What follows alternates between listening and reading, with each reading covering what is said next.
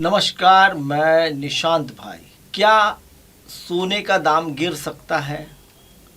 सोना अपनी उस ऊंचाई की तरफ पहुंच रहा है जहां से उसे नीचे आते हुए देखा जा सकता है। यह ऊंचाई कितनी है और कब सोना नीचे आएगा, कितना आएगा, इसकी भविष्यवाणी कोई नहीं कर सकता। मैं तो बिल्कुल नहीं, लेकिन कई लोग आशंकाएं जताने लगे हैं। हमने तो यह भी लोगों को कहते सुना है कि डॉलर का अंत होने वाला है। अब कह रहे हैं सोने का भी अंत होगा, जल्दी दाम क्रैश कर जाएगा। अजीब समय है, तरह तरह के अंत की बातें हो रही हैं।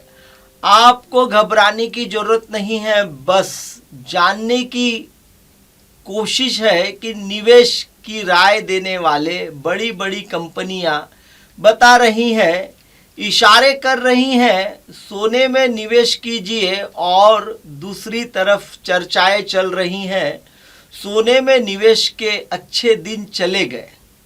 हम सोने के मामले के जानकार बिल्कुल नहीं हैं, लेकिन सोने के दाम को लेकर इतनी बातें हो रही हैं तो लगता है कि इनको जमा कर दे और एक वीडियो बनाते हैं, क्योंकि हर तरफ सोना ही सोना है और इसी की चर्चा है। कोई दाम चढ़ने पर दाव लगा रहा है और कोई कम होने को बोल रहा है। अब देखना दाम गिरने वाला है। हरियाणा के एक आईपीएस अधिकारी ने खुद को गोली मार ली, क्योंकि गोली मार ली होगी। आईआईएम रायपुर के निदेशक ने इस्तीफा दे दिया कि उनके संस्थान में हस्तक्षेप हो रहा है, ईमानदारी से काम नहीं हो पा रहा। इसी बीच चीफ जस्टिस की तरफ से जूते फेंकने वाला मीडिया में हीरो बनाया जा रहा है। हिंदू राष्ट्र के नाम पर उसके समर्थक में बहुत लोग आगे आए हैं। तब ऐसे समय में एक कदम राष्ट्र की चिंता छोड़कर सोने के दाम के बारे में पता करना चाहिए। सोने का दाम कब गिरेगा कोई नहीं बता सकता, लेकिन आजकल तो इसका दाम चढ़ता हुआ ही दिख रहा है। दाम गिरने की आशंका के बाद भी भारत में जो लोग सोना खरीदते हैं वह दिमाग के साथ साथ दिल से भी खरीदते हैं, और उनका दिल हमेशा कहता है कि सोना है, कभी घाटा नहीं देगा। आप उनके इस अनुभव से पंगा लेने का प्रयास न करें, समय बर्बाद होगा। लोग शादी के नाम पर सोना खरीदेंगे क्योंकि सेंट्रल बैंक खत्म हो सकते हैं, डॉलर का अंत हो सकता है, दहेज का अंत नहीं हो सकता। सोने का लेन देन कभी इस धरती से खत्म नहीं होगा, यानी धरती के भारत वाले हिस्से में दुनिया के और देशों में सोना खरीदा जाता है, लेकिन उसके पीछे सामाजिक और सांस्कृतिक कारण है या नहीं, मुझे इसके बारे में कम जानकारी है। अब आप बताइए, अप्रैल महीने में 10 ग्राम सोने का भाव 96,000 था। इस समय 1,20,000 के पार हो गया। कहा जा रहा है कि कुछ महीने में यह लगभग 1400 से भी ज़्यादा हो सकता है। रेडियो पर विज्ञापन आने लगे हैं, मेकिंग चार्ज फ्री है। कुछ लोग यह भी बताने लगे हैं, जो भी मेकिंग चार्ज फ्री की बात कर रहा है ठीक से रसीद देकर ले, कहीं झांसा ना दे रहा हो। इस तरह के विज्ञापन से अंदाजा मिलता है कि ग्राहक खरीद नहीं पा रहा है, तो गहने के मेकिंग चार्ज के नाम पर दुकानों पर उसे बुलाया जा रहा है। जिन लोगों का दावा है कि सोने का दाम कभी कम नहीं होता, उन्हें बस याद रखना चाहिए कि 2012 से 2013 के बीच 9 महीने में सोने के दाम में 25% की गिरावट देखी गई थी। इस बार कई लोग अभी से कह रहे हैं सोने का दाम क्रैश करेगा। मतलब एक ही सड़क पर उस समय 2 गाड़ियां चल रही हैं। एक गाड़ी चालक कह रहा है सोना खरीदने चलो, दाम बढ़ने वाला है, और दूसरी गाड़ी का चालक कह रहा है रुक जाओ, ये काम खरीदो, अब दाम गिरने वाला है, अगर क्रैश की डुबकी लगने वाली है तो जरा संभल जाओ। तब हमें देखना चाहिए कि सोने का दाम चढ़ा क्यों रहा है और ऐसा 1-2 साल में क्यों हो गया कि दाम गिरने लगा। एक आंकड़ा और चल रहा है कि पिछले 25 साल में भारत में सबसे अधिक रिटर्न सोना दिया, लेकिन 10 ग्राम सोने का दाम इतनी तेजी से कम ही बढ़ा है जितनी तेजी से पिछले कुछ महीने में बढ़ा है। कोविड के समय यानी 2020 में एक ट्राई असन यानी करीब 30 ग्राम सोने का भाव 72 था, जो इस समय एशिया में लगभग 100 के पार चला गया है। 2023 के अक्टूबर में 10 ग्राम सोना लेकिन इतने तेजी से पिछले कई दशकों में नहीं बढ़ा होगा जिस तरह से इस समय बढ़ता जा रहा है। मार्च 2020 में 10 ग्राम सोने का भाव करीबन 57,000 था, मगर मार्च 2021 में घटकर 46,000 पर आ गया था। पिछले 2 साल में डबल ही हुआ है। इस समय तो केंद्रीय बैंकों ने सोने की खूब खरीदारी की है, लेकिन अगर उन्होंने बेचना शुरू कर दिया तो सोने का दाम में गिरावट आ सकती है, जैसे कि 2008 के आर्थिक संकट के बाद अमेरिका की सरकार ने बैंकों की मदद के लिए पैसे छापने शुरू किए। इस वजह से सोने का दाम बढ़ने लगा, मगर जब 2014 में अमेरिका में फेडरल बैंक ने स्टिमुलस प्रोग्राम बंद करने की बात कही तो सोने के दाम गिर गए। CNBC चैनल से बात करते हुए पेस 360 नाम की एसेट मैगजीन के कंपनी के अमित गोयल ने कहा है कि लगभग 2,78,000 2011 में सोने के दाम में 45% की गिरावट आई थी, यानी पिछले 40 वर्षों में सोने के दाम में 40 से 45 की गिरावट देखी जा चुकी है। 1979 में ईरान की क्रांति के चलते तेल के दामों में भयंकर तेजी आई और सोने के दाम में लगभग 126% की वृद्धि हुई। उस समय भी डॉलर का प्रभुत्व पर सवाल उठने लगा, उसने अंत की बात होने लगी और लोग सोना खरीदने लगे, मगर जनवरी 2080 में सोना अपने शिखर को छू चुका था। 30 ग्राम सोना लगभग $850 का हो गया। इसके बाद तेजी से दाम नीचे आने लगे और अगले 25 तक फिर सोने के दाम 2080 जनवरी के दाम तक नहीं पहुंच पाए। जिन लोगों ने सोने में निवेश किया था उन्हें नुकसान हुआ, लेकिन यहाँ एक और बात है जिसका ध्यान रखा जाना चाहिए। अमेरिकी डॉलर के लिए यह बात सही है कि सोने का दाम 1980 के स्तर पर नहीं पहुंचा, लेकिन भारत में अलग बात हुई। डॉलर के मुकाबले रुपया कमजोर होता रहा और सोने का दाम बढ़ता रहा। पिछले 1 साल में सोने का दाम करीबन 50% बढ़ा हुआ है। क्या दुनिया फिर से सोने के चक्र में फंसने वाली है? तो अनुभव से सोने के दाम के बाजार में अंदाजा लगाना और आंकड़ों से देखना अलग बात है। आखिर बड़े बड़े निवेशक सेंट्रल बैंक जो 2 साल पहले तक डॉलर खरीदे जा रहे थे, अमेरिका का ट्रेजरी बॉन्ड खरीद रहे थे, उन्हें क्या हो गया कि अमेरिका का से पैसा निकाल कर सोने में लगा रहे हैं?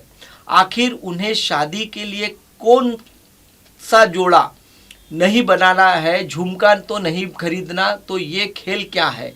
क्यों बड़े बड़े निवेशक नहीं चाहते कि डॉलर और ट्रेजरी बॉन्ड जैसे निवेश का सुरक्षित ठिकाना दुनिया में रहे? क्या यही वजह है? या हो सकता है मुट्ठी भर लोगों के हाथ में ये दुनिया की अर्थव्यवस्था 100 पंगे हो चुके हैं। ट्रम्प का ठिकाना नहीं, कब टैरिफ लग जाए, कब हट जाए, कब वीजा नियम बदल जाए, किसी को पता नहीं कि निवेश करना कहाँ सुरक्षित है। तो अब लगता है कि मुट्ठी भर निवेशकों के बीच कोई जंग चल रही है। बादशाह की लड़ाई केवल 2 बादशाहों के बीच नहीं होती, बल्कि उनके बीच होती है जो एक बादशाह के महल में राजकुमार के रूप में बड़े हो सकते हैं। जब तक उन्हें रास्ते से हटाया नहीं जाता, अलग अलग मोर्चों पर भेजा नहीं जाता, बादशाह की कुर्सी पर बैठने में मजा नहीं आता। कुछ ऐसा ही खेल पैसे वालों की दुनिया में होता नजर आ रहा है। वहाँ जो लोग वहाँ जो भी 1000 लोग, अब इनकी सफाई होंगी, छटनी होगी, ताकि मामला 10-20 लोगों के हाथ में आ जाए। इस तरह के डाटा आप हर देश में देखते होंगे। भारत की कुल 1678 लोगों के हाथों में आधी आबादी के बराबर की संपत्ति आ गई है। अमेरिका की पार्टी ने 1678 की संख्या अब भीड़ के सामने है। इसमें अभी भी भारी कटौती की संभावना है। एक दिन इन 1678 के बीच भी भयंकर जंग होगी, चल भी रही होगी, ताकि संख्या 500 हो जाए और फिर 100 हो जाए और फिर 10-20 पर आकर सिमट जाए। अखबार आपको खुश करने के लिए लिख रहे हैं, भारत अरबपतियों का हब बन रहा है। आप इस हब में कभी नहीं जा सकते, बल्कि उस हब में जो अरबपति है उन्हें धकिया कर निकाला जाए, क्योंकि म्यूजिकल चेयर की कुर्सियां कम होती जा रही हैं। खैर, इस बात को समझने से कोई फायदा नहीं है। आपकी जेब में 10,000 चुनाव से पहले आ गए। बस अब आप आज ही चिंता छोड़ दीजिए। अपना बिजनेस करने के लिए 10,000 मिले हैं। डांस कीजिए, 10,000 में टिकुली, बिंदी, चूड़ी, सिंदूर का कारोबार शुरू कीजिए, और जहां 10 समोसों की दुकान नहीं चल रही वहां एक और दुकान खोल लीजिए। चुनाव आ गया है तो इतना मिल रहा है, वरना यह भी नहीं मिलता। इसलिए 100-500 के लिए निकले, क्योंकि लड़ाई आपको लेकर है भी नहीं। यह लड़ाई पैसे की दुनिया में कब्जा करने की है। आपको अनाज मिला, 1000 का भत्ता मिला, मोबाइल फ़ोन खरीदने के लिए 10,000 मिला, रेंगते हुए आप पुल पार कर सकते हैं, इसलिए पुल मिला। इसे आप ईश्वर का प्रसाद समझकर खुश रहिए। बाकी स्कूल कॉलेज अच्छा नहीं मिलेगा, अस्पताल नहीं मिलेगा, क्योंकि आपकी क्वालिटी अगर सुधर जाएगी तो 10,000 के भत्ते और फ्री के अनाज के आगे आप बड़े बड़े सपने देखने लायक हो जाएंगे। और उस दुनिया में अब तो ताले लगा गए हैं। AINI नाम का एक दरबार आया है जो कंपनियों को सॉफ्टवेयर बेच रहा है, ताकि ज़्यादा से ज़्यादा कर्मचारी निकाले जा सके। अब इस हाल में सोने का दाम बढ़ता रहा है, तो इतना भी शक करने की ज़रूरत नहीं कि सोना कहाँ से लोग खरीद रहे हैं। ऐसा नहीं कि करप्शन बंद हो चुका है, वो तो चल रहा है। यूपी के कानपुर में एक लेखापाल के यहाँ छापा पड़ा तो 60 करोड़ की संपत्ति मिल गई, और खबरों में लिखा गया है कि 100 करोड़ तक की संपत्ति मिल सकती है। ग्लोबल निवेश भी इतना पैसा नहीं कमा सकते जितना कमाने की संभावना कानपुर के इस लेखापाल ने दिखाई है। बल्कि लेखापाल की नौकरी को नोबल निवेशक का दर्जा देना चाहिए। मूल सवाल है कि क्या सोने का दाम गिर जाएगा? अतीत में 25 से 45 तक दाम गिरा है, लेकिन अभी जो बढ़ा जा रहा है कहाँ जाकर रुकेगा? 2026 तक बढ़ने का दावा करने वाले कम नहीं, कभी बढ़ने का दावा हो रहा है। इस बीच सोने का दाम गिर जाएगा, इसका दावा करने वाले आ गए हैं। AI के कारण बहुत सारे बदलाव हो रहे हैं, लोगों की कमाई कम हो रही है। सोना कौन खरीद रहा है? दुनिया के सेंट्रल बैंक सोना खरीद रहे हैं, तो सतर्कता से केंद्रीय बैंक अपने निवेश का विस्तार कर रहे हैं। डॉलर, ट्रेजरी बॉन्ड के अलावा सोने में भी निवेश बढ़ता जा रहा है, क्योंकि ट्रम्प भी सोना खरीदने की बहुत बड़ी वजह बन रह गए हैं। अगस्त महीने में दुनिया भर में केंद्रीय बैंकों ने अपने खजानों में 15 टन सोना लिया। वर्ल्ड गोल्ड काउंसिल ने यह आंकड़ा दिया है। इसके अनुसार नेशनल बैंक ऑफ कजाकिस्तान ने दुनिया में सबसे अधिक सोना खरीदा। अगस्त में 8 अक्टूबर को खबर चल रही है कि चीन के सेंट्रल बैंक ने भी दनादन सोना खरीदना शुरू कर दिया। 2024 में भारतीय रिजर्व बैंक ने करीबन हर महीने सोना खरीदा। इस साल के मात्र 3 माह में ही RBI ने सोना खरीदा। 2024 के जनवरी से लेकर नवंबर तक रिजर्व बैंक ने हर महीने औसतन 6.6 टन सोना खरीदा, लेकिन नवंबर में 8.4 टन सोना खरीदा। लगभग 11 महीने के भीतर 72 टन से ज़्यादा सोना रिजर्व बैंक के खजाने में आया। यह 2023 में 16 टन और 2022 में 33 टन से कहीं ज़्यादा है। भारतीय रिजर्व बैंक के फॉरेक्स में सोने का हिस्सा 13.6% हो चुका है। 2017 के बाद रिजर्व बैंक ने सोने की ऐसी रिकॉर्ड खरीदी की है। देखिए, इन बातों का कोई मतलब नहीं है कि 2015 में सोने के भंडार के मामले में भारत 10वें रैंक पर था और 2025 में प्रमोट होकर 7वें पर आ गया, क्योंकि आपको पता नहीं कि सोने का दाम क्यों बढ़ रहा है। अगर इस संबंध में अर्थव्यवस्था की अनिश्चितता से ही सरकार के वित्तीय घाटे में से है, ट्रम्प की सनक से हो, तो आपको डर लगना चाहिए। सोने का दाम तो बढ़ जाएगा, लेकिन आपकी नौकरी जो जा रही है बेकार जो जा रही है, फिर उसी बढ़े हुए दाम वाले सोने को गिरवी रखकर घर चलाना पड़ेगा। अखबारों में छपी हुई लेख पढ़ने के बाद मुझे यही लगा कि सोने का दाम इतनी तेजी से जो बढ़ रहा है वह कहीं से समृद्धि की निशानी नहीं, क्योंकि जो सुपर अमीर है उनके लिए सोना इस समय पार्किंग का काम कर रहा है। उन्होंने सोने में पैसा डालकर अपनी गाड़ी खरीद कर दी है। सोना जब भी चढ़ता है उस समय आसपास की दुनिया में आर्थिक अनिश्चितता नजर आती है। अब भारत में शादी तो बंद नहीं होगी। अखबारों में माहौल बन रहा है कि इस शादी के सीजन में 14 लाख करोड़ का कारोबार होगा। कहाँ यह भी हिसाब लगाया जा रहा है कि लोग सोना खरीदेंगे क्योंकि लड़के वाले मांगेंगे और लड़की वाले अपनी शान बघारनेंगे, सोना खरीदने जाएंगे ही और दाम न बढ़ जाए, इसलिए अभी से खरीदे। खबरें ऐसी भी छपी मिल जाएगी कि कम कैरेट का सोना मिल रहा है। शादी को लेकर झगड़े बढ़ जाएंगे कि सोना कम दिया, चलता रहता है, चलेगा। इस देश में लोग ही हैं, बैंक के से पैसा निकालेंगे, एफडी तोड़ेंगे, क्योंकि अखबार में छप रहा है कि सबसे अधिक रिटर्न सोना दे रहा है। कमाल है, हर तरह से लॉस होने के बाद भी लोग रिटर्न का मुगलता पाल रहे हैं। दिसंबर 2024 में विश्व सोना परिषद की रिपोर्ट के आधार पर खबरें छपी कि भारत की महिलाओं के पास जेवर के रूप में 2,40,000 टन सोना जमा है। जेवर के रूप में दुनिया में जितना भी सोना मौजूद है उसका 11% भारत महिलाओं के पास है। ऐसा नहीं है कि सोना इस दुनिया में भरपूर है। इस सदी की शुरुआत में ही कहा गया, खरीदारों से जितना सोना निकाला जा सकता था उसमें से ज़्यादा निकाला जा चुका है। विश्व गोल्ड परिषद का कहना है कि अभी तक दुनिया में जितना भी सोना निकाला गया, अगर उसे मेज पर सजा दे तो लंबा, चौड़ाई और ऊंचाई केवल 22 मीटर ही होगी। इसकी सप्लाई भी बहुत धीमी गति से बढ़ती जाती है। एक साल में मात्र 1.7 की दर से बढ़ती है, इसलिए सोना कभी ज़्यादा नहीं होगा और जिसके पास है उसका दाम इतना भी नहीं गिरेगा कि उसका डर दिखाया जा सके।